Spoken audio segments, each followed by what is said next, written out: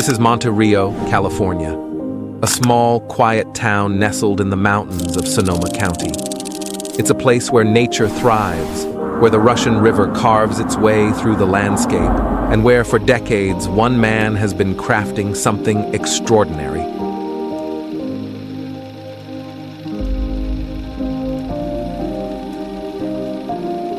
Meet Jim Fox. For over 40 years, he's been shaping the earth into works of art, right here at his river pottery shop. I always wanted to live in Big Sur, right? So I went to Big Sur, and everything was this was in 1970 something. Everything was very expensive. And I looked at my geological formation map, and the same outcropping of rock, the rock that's responsible for the jadeite. There's nephrite and jadeite in Big Sur. It's a blue rock. Gives rise to some actual jade and everything. And so the same deposits exist right here at the coast. So I said, well, that's the same thing. Let's go up there and check that out. Jim's dedication to his craft is clear. He can talk for hours about how to achieve the perfect glaze, the right mix of nickel, silver, and copper. But there's something else that's driving him these days. Something that's changing the way he works. And it all starts with the sun.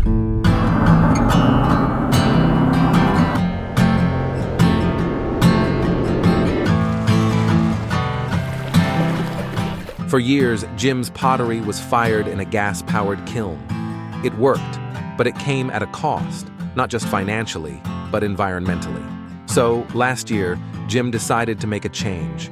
He partnered with Posh Energy, who installed a 60 kilowatt-hour solar battery system. These are the first product I got out of the solar-powered kiln, and it worked really good. The way I do it is, I start the thing out in the morning, and the first hour or two I'm on grid and solar, because the solar is not putting out much. And then when the solar kicks in, I'm using almost no grid power. And then at 3 o'clock when the rates go up, then I shut off the grid and just run on the batteries. Because of the energetic process and the extended firing time, it uses about 90 or 100 kilowatt hours for one cycle. And the batteries were putting out about 66 of those. I figure I can recharge those batteries in 2 days without taking any grid power.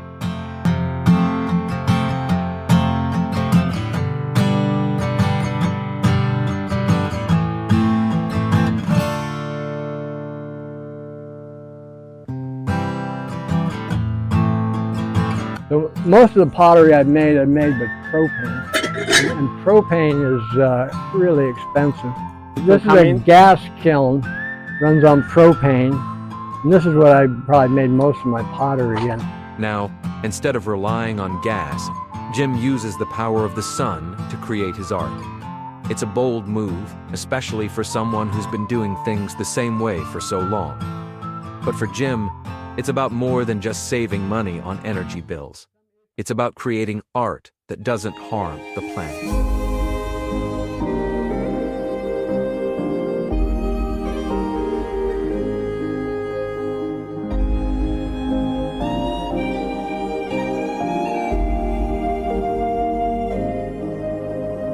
This is the first batch of pottery Jim has ever fired using solar energy. Each piece is a testament to what's possible when creativity meets sustainability.